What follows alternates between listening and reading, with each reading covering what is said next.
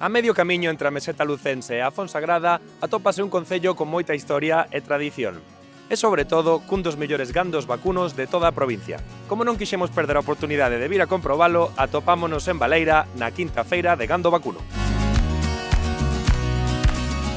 Que importante darlle valor ao gando nesta rexión. Poñer en valor as dúas principales fontes de ingreso é vital. É unha forma de agradecerles a eles tamén e reconocer o traballo que fan día a día.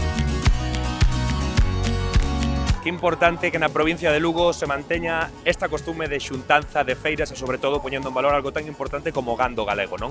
Sí, ademais tendo en conta que o sector primario para nós, para Galicia, é fundamental.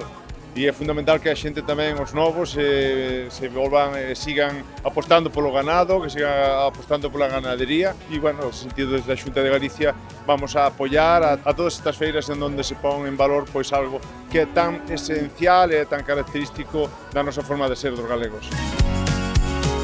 É a primeira vez que ves esta mostra de gandería? Son aquí do Ayuntamiento de Baleira e entonces pois vimos todos os anos. Digamos tamén as subastas e bueno, hasta un certo punto que claro, soben bastante, pero é boa genética e valen diñeiro. Temos ademais unha programación completísima neste día de feira, non? Pois temos a degustación de empanada, a gastronomía tamén está presente nesta festa, demostración de artesanía, as demostracións que están facendo tamén tallas en madeira, e outras actuacións que vai haber despois, e bueno, creo que todo iso hai que resaltalo.